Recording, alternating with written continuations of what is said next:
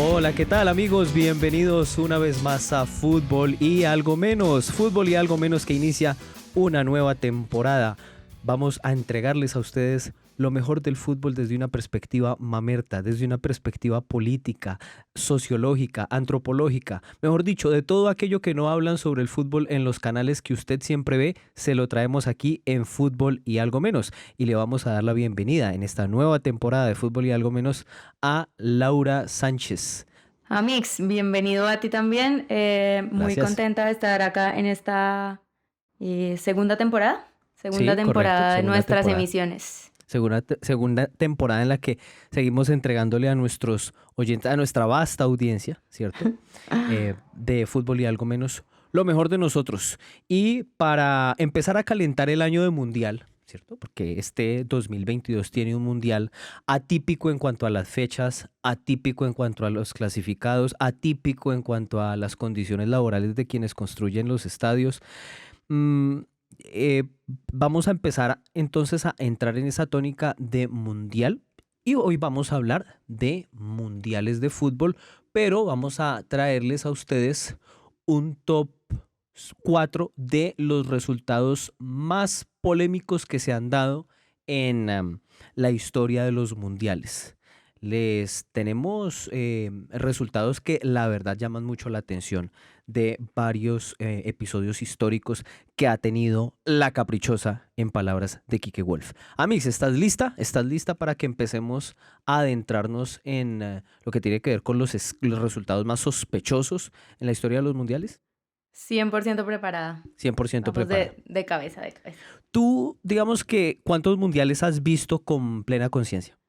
Uy, 2006, 2010, 2014, 2018. 4. Porque 4 mundiales. 2002 me acuerdo de imágenes, pero no me Sí. acuerdo de situaciones. Y vamos a hablar del Mundial del 2002, ¿no? Entonces, Correcto, claro. Ahí vamos esa a es reconstruir mi memoria histórica. la cereza del postre, como diría Ricardo Rego, a quien siempre le mandamos un saludo aquí en Fútbol y Algo Menos. Yo recuerdo, tengo imágenes borrosas del Mundial del 90, pero me acuerdo bien del 94 para acá. Entonces, vamos a irnos a un mundial que sucedió antes de que nosotros naciéramos, Argentina 78. Eh, este podcast una que otra vez se ha referido a los argentinos, y ahora lo vamos a hacer para rememorar un episodio bastante particular. Argentina 6, Perú 0. Argentina 6, Perú 0. Recordemos que por entonces el Mundial tenía una configuración distinta y la fase final no tenía los encuentros directos de octavos de final, cuartos de final y semifinal, porque eran muchos menos participantes. En aquel momento eran 16 participantes, 4 grupos de 4, ¿cierto? Entonces clasificaban después a una especie de cuadrangulares, ¿cierto? Hay un guiño a la DIMAYOR que ama los cuadrangulares. Y resulta que pues los dos primeros de cada cuadrangular avanzaban a la final, ¿sí? O sea, un mundial sin tercero y cuarto.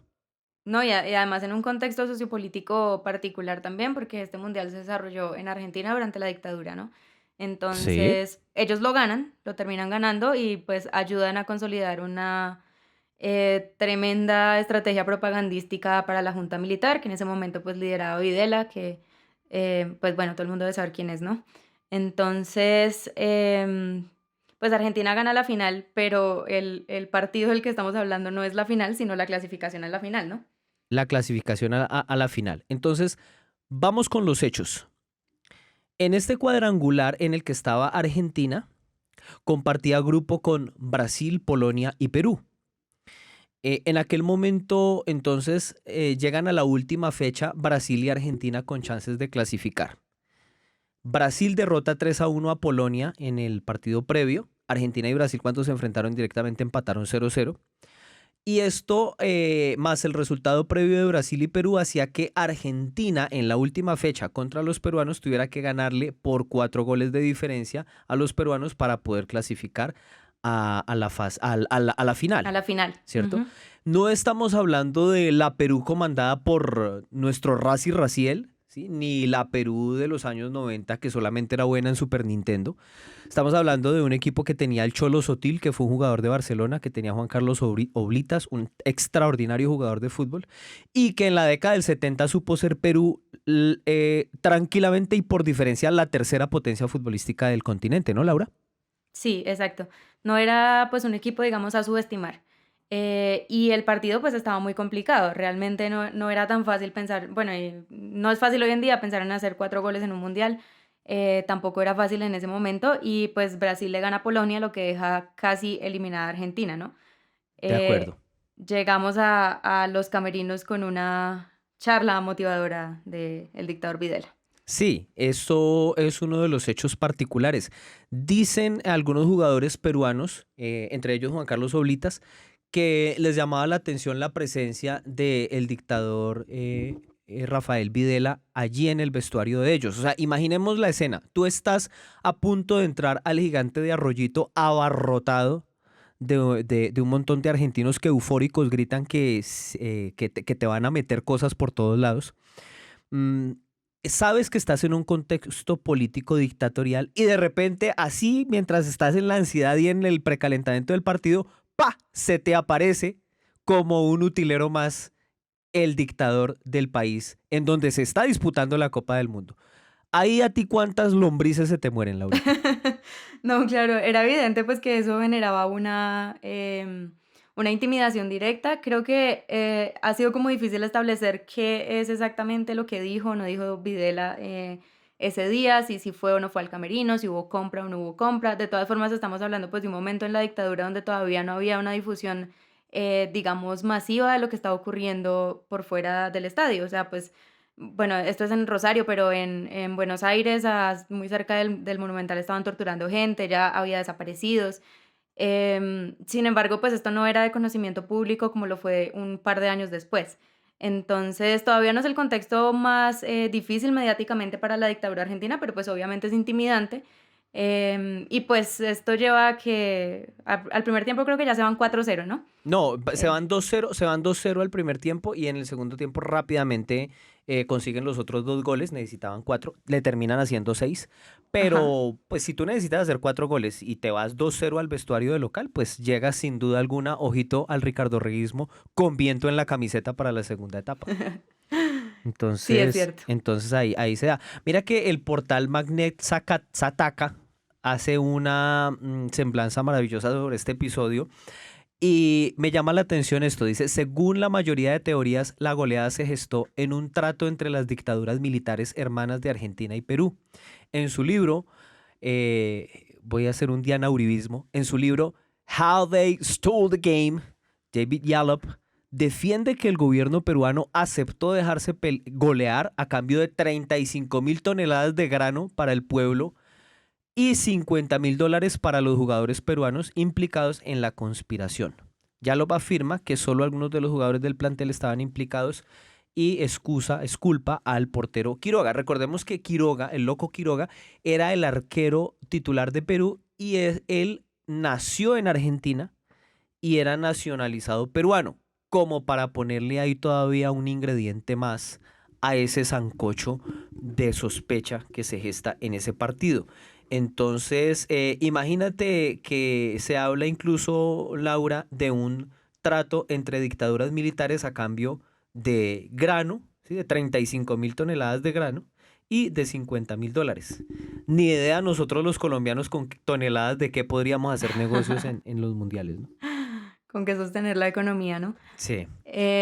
Sí, bueno, con esto hay muchas teorías, ¿no? Creo que no ha sido tan claro cuál fue el papel real de los jugadores peruanos, si estaban intimidados directamente o si se vendieron, pero pues es un resultado sospechosísimo, ¿no? Y bueno, con esto Argentina golea y clasifica a la final y pues luego termina ganándola. Sí, hay otra teoría que me parece fantástica y creo que vale la pena pues darla a conocer en nuestra amable audiencia. Dice que la operación estaría enmarcada, sigo leyendo del portal Magnet, la operación estaría enmarcada en el seno del Plan Cóndor. Quienes no sepan qué es el Plan Cóndor pueden investigar.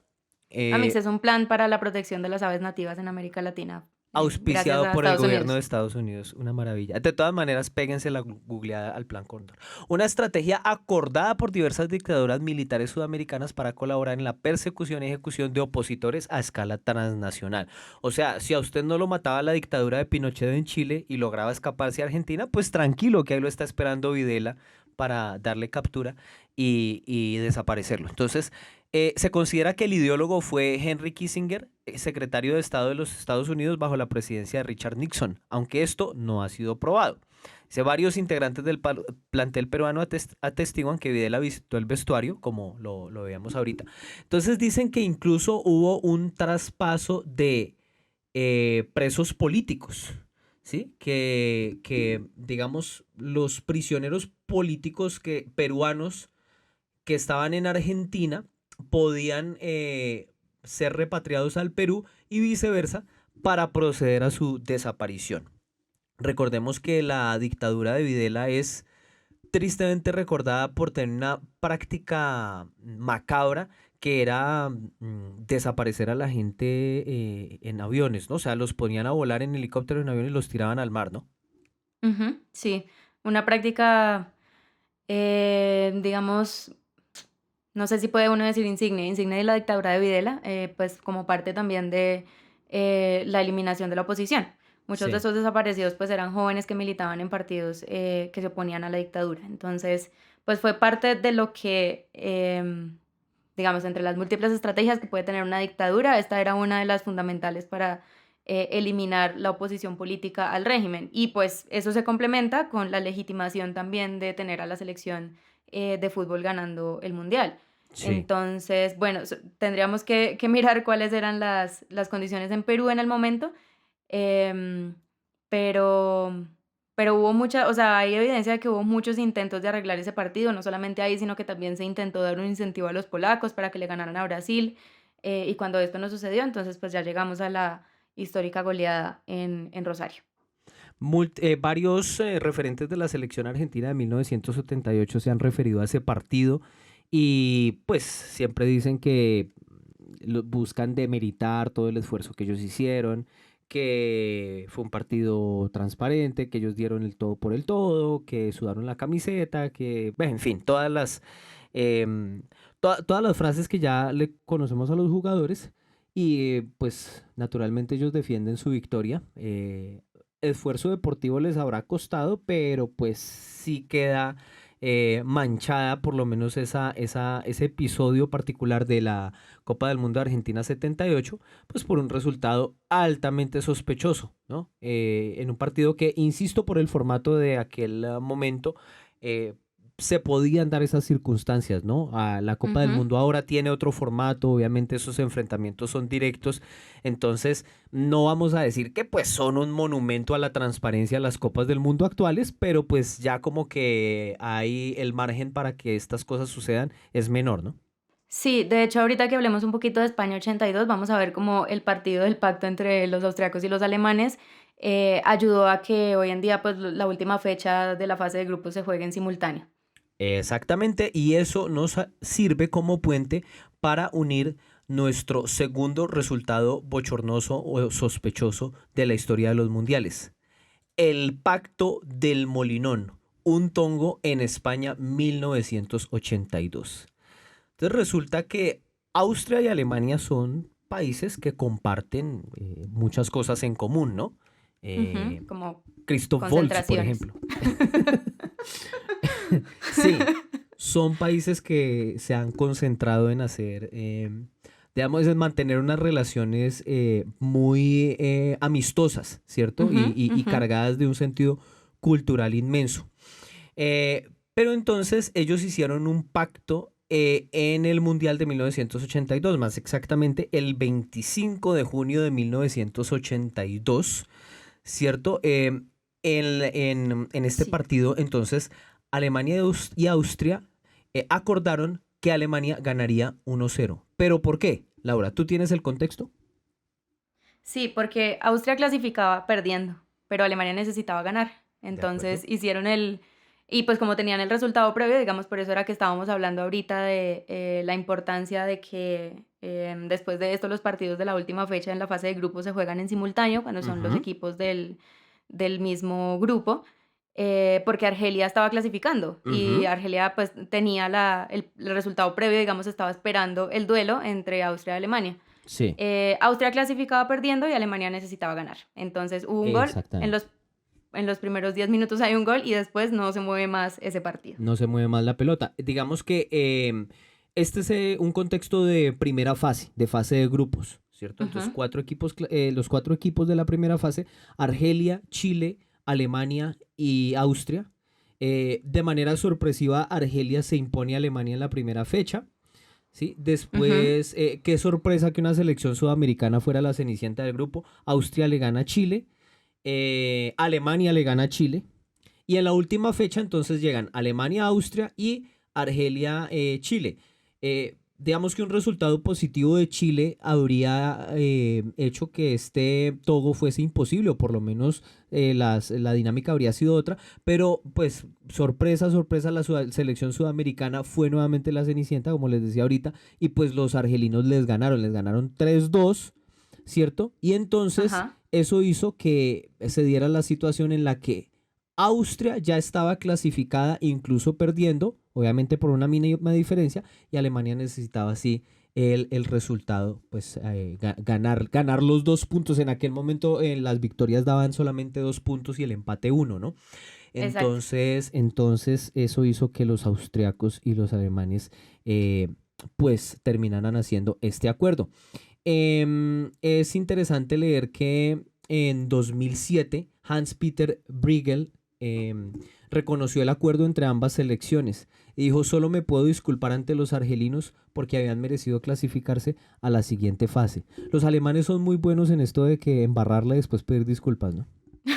Sí, digamos que no tenemos casi ejemplos de que yo haya ocurrido en la historia. Correcto, correcto. Ay, qué pena, Sí, se me no la fue la mano. cagamos. No, qué pena, se me fue la mano invadiendo. Y entonces, bueno, ese es un episodio y como tú dices, eso generó una consecuencia en el formato de las siguientes Copas del Mundo, ¿cierto? A partir de México Ujú, 86, entonces el último partido de la primera ronda se disputa a la misma hora, ¿cierto? exacto. No es que esto haya impedido los pactos, ¿no? No, Porque, o sea, los dificulta un poco y digamos que las circunstancias pueden ser cambiantes durante el juego, pero pues creo que todo el mundo recuerda esa notable obra de Falcao para clasificar a Rusia 2018, cuando en eliminatorias estábamos jugando en simultáneo.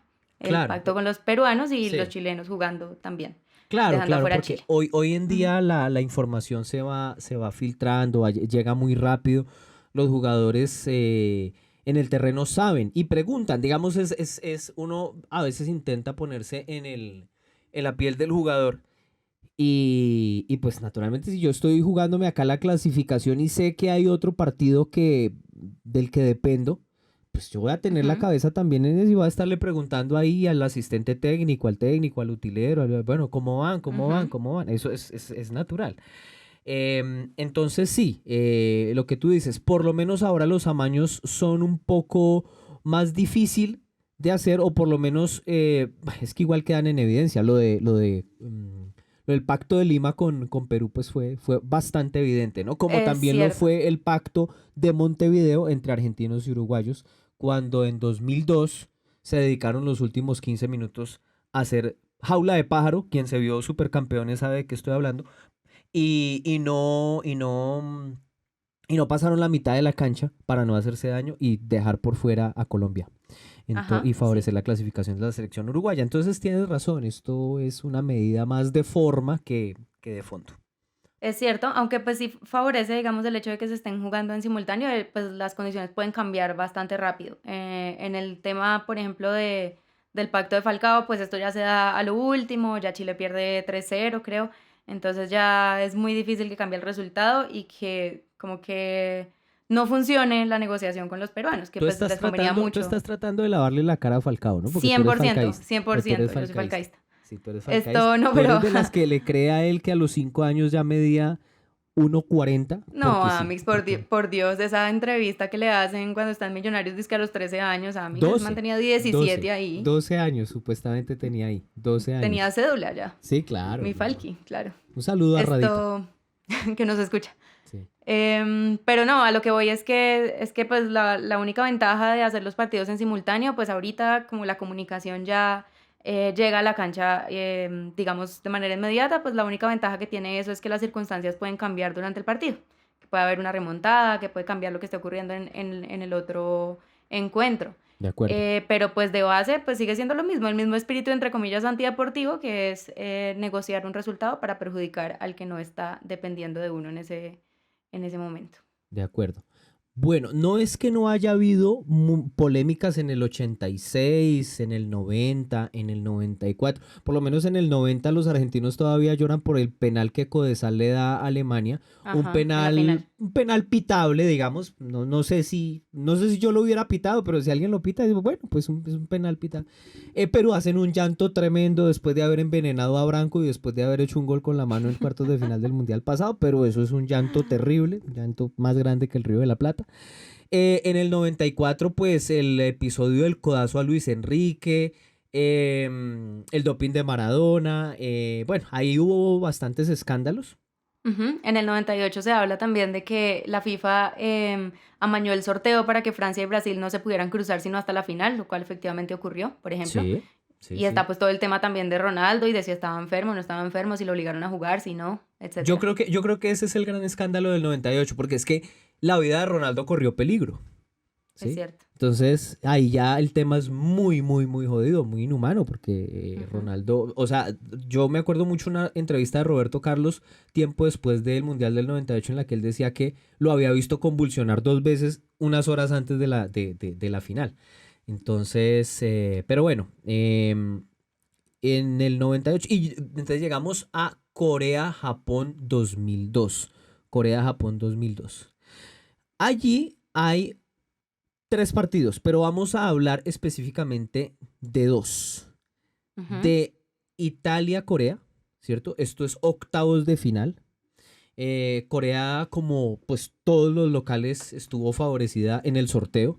Casi siempre los locales tienen una zona bastante favorable. Les mandan a un equipo pintoresco, les facilitan el trabajo y llegaron ellos a octavos de final a enfrentar a los italianos. Este partido, obviamente ya por un tema de la edad, yo lo recuerdo, aunque seguirle la pista a los partidos fue horrible. Una consideración aquí que recordarán los cuchos como yo y que les pasamos generacionalmente a ustedes los jóvenes, es que este es el primer mundial que no tiene transmisión por televisión abierta, sino que ya DirecTV se apropia de los derechos de transmisión de la Copa del Mundo. Entonces, para nosotros los tercermundistas no clasificados al Mundial fue horrible porque pasaron muy pocos partidos a horarios terribles y la selección no estaba clasificada. Entonces, este es de lejos el Mundial como más paila de todos. Pero bueno, ¿tú tienes el contexto de Italia-Corea, Laurita? Sí, pues hay un ¿O contexto las económico. acciones? Sí, sí, cuéntanos. Ah, bueno, las acciones del partido o el contexto general de lo que Sorprende a ocurría. la audiencia. Sobre- Bueno, te voy a contar un poquito de lo que pasaba un poco en la FIFA y es que pues Corea y, bueno, Japón, pero Corea como selección anfitriona recibió muchísimo, digamos, se le favoreció bastante porque no le convenía a la FIFA que el local quedase eliminado, digamos, en primera fase. Parte de extender el negocio y de tener al público también pues pendiente de lo que ocurría en el mundial en un país donde el fútbol pues no es tradición. Entonces... O sea, esto era un secreto a voces, y digamos que se sabía desde que ocurrieron los hechos, solo hasta hace muy poco se ha reconocido de que sí hubo favorecimiento de la FIFA en ese sentido. Pero entonces, bueno, llegamos a los partidos de octavos de final contra Italia y de cuartos contra España, ¿no? Contra Italia jugaron un partido con arbitraje de un ecuatoriano, si no estoy mal, Byron Moreno, em, Byron Moreno. Byron Moreno, que fue descaradamente favorecedor para Corea, ¿no? Sí. Byron Moreno que podría ser un reggaetonero, ¿no? Sí, gran nombre para tener en Gran el año nombre dos mil para... dos. Mm. El arbitraje de Byron Moreno fue grosero, o sea, mejor dicho, es una actuación, es la peor actuación de alguien encargado de impartir justicia en cualquier deporte. Fue increíble, o sea, hay un gol de Tomasi, creo, un jugador de la Roma, o de Totti, no recuerdo bien Ujú. el que termina No, haciendo el gol. pero Es es Tomasi que se lo anula, Tomasi. Sí, porque a Totti lo expulsa. sí, o sea, pero es que el fuera de lugar solamente existe en la mente del línea y del árbitro. Sí, sí, sí, es un robo infame. Digamos que Trapattoni, que era el entrenador de Italia, pues sentó su voz. Digamos que no sacó la tablet al estilo Dudamel, pero sí en la conferencia de prensa se le vio bastante desencajado. Yo la verdad que todavía me sorprende cómo Trapattoni no se infartó ahí en ese estadio. A mí me hubiera dado algo, yo hubiera terminado o en terapia intensiva o en la cárcel, pero del estadio no hubiera salido normal. Sí, entonces el partido termina 1-0, ¿cierto? Arriba Corea. El Creo partido, que se ter- anula. el partido termina 2-1. El partido termina 2-1. 2-1, sí, Ok. porque Bobo Vieri había puesto en ventaja a los italianos. Recuerdo mucho ese gol porque es un tiro de esquina que le cobran y Bobo Vieri se eleva con tres coreanos colgados de él. Eso parecía un póster de Dragon Ball Z porque Vieri está elevado y los tres coreanitos están colgados de él y él así todo, pues esa potencia, esa fuerza que tenía Vieri, que es un torazo, se los lleva y ¡pum! Cabecea. Después empata Corea y en tiempo de descuento, en tiempo de adición, Corea mete el 2-1 que creo que era gol de oro todavía. En aquel momento eso se usó en el 98 y en el 2002. Y con gol de Ujú. oro clasifica Corea a cuartos de final y clasifica, sale de un escándalo para meterse en otro, ¿no? Sale de Guatemala para meterse en Guatepeor. ¿Sí? Dios mío. Uy, Amix, cotizaste como Corea-España. 40 semanas de pensión ahí. De acuerdo. Esto, sí. Entonces llegan a cuartos de final contra España, ¿no? Creo que los dos equipos peleaban por su primera semifinal, si no me equivoco. Sí, Y le anulan 2 goles a España. El partido se va a los penales y en los penales pierde España 5-3. O con sí. otro arbitraje horroroso de un egipcio que hasta no hace mucho tiempo siguió defendiendo que su arbitraje había sido correcto y No, que no, no no. había cometido errores. Anula un gol por un fuera de lugar que no existe. Ah, no, mentiras, por una falta. Por Por una una falta falta, previa. un tiro libre. Es un tiro libre que centran y creo que es Elguera, el que cabecea. Creo que es Elguera el central del Real Madrid. Metió un cabezazo limpio allá. Y no, nada, no. Falta, porque cabeció con la cabeza, entonces falta. Ajá, Y el es segundo fue cierto. un gol anulado a Morientes, creo, por un No, a centro Joaquín. a Joaquín, A Joaquín por un centro que supuestamente el balón había salido de la cancha, pero no, pero clarísimo se ve que no. no, la verdad que no, Sí. no había salido. Sí, es, Entonces, bueno, con esto Corea llega a la semifinal, que es todo un hito, porque pues es una selección súper nueva en el entorno del fútbol y porque, o sea, digamos, todas estas cosas siempre tienen un contexto detrás, lo que hablamos, digamos, de Videla, que es un sí, contexto político y necesario para legitimar también el proyecto de la dictadura, ujú, y en este caso, pues hay un contexto económico súper fuerte, que es el de fidelizar a una audiencia para el fútbol en Asia, conquistar un ujú. mercado, básicamente. Entonces, como dijo Marx, hace 800.000 millones de años la economía determina un montón de las acciones de la sociedad. El destino, sí, la economía determina el destino. Creo que hemos hecho una semblanza interesante de echémonos flores nosotros mismos porque si no lo hacemos, pues ¿quién nos va a echar flores, cierto? Em, Fue una semblanza interesante de estos partidos que, digamos, no se puede mostrar 100% que fueron amañados, salvo el caso de Austria-Alemania, pero que sí tienen un manto de sospecha tremendo, tremendo. El Él. Argentina 6, Perú 0, tiene unas sospechas inmensas, eso es más sospechoso que un asado en la morgue. Está el de y los resultados de Corea contra Italia y España, pues está a la vista. Ustedes pueden buscar información en todos los portales para que amplíen, porque muy seguramente ustedes como audiencia se quedan con ganas de más, entonces nosotros les podemos dejar tarea, ¿cierto? Y de verdad que muy seguramente vamos a encontrar nuevos episodios de corrupción, de escándalo y de sospecha en torno al mundial. Este es un año de mundial y fútbol y algo menos tratará de darle énfasis a esa temática. Laura, muchas gracias por acompañarnos en la primera entrega de la segunda temporada de fútbol y algo menos. Amix, gracias a ti. Me alegra que estemos otra vez acá frente a los micrófonos, como diría nuestro queridísimo Ricardo Rego.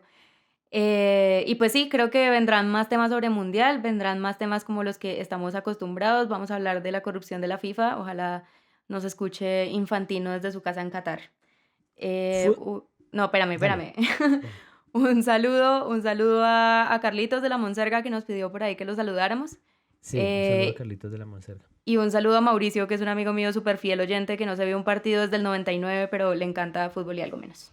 Un saludo para Mauricio también. Fútbol y algo menos es un podcast grabado a 2 ciudades, desde Ibagué y Bogotá. En los micrófonos, Laura Sánchez y Johnny Lozano. En la postproducción, Jesús Guevara. Muchas gracias por escucharnos.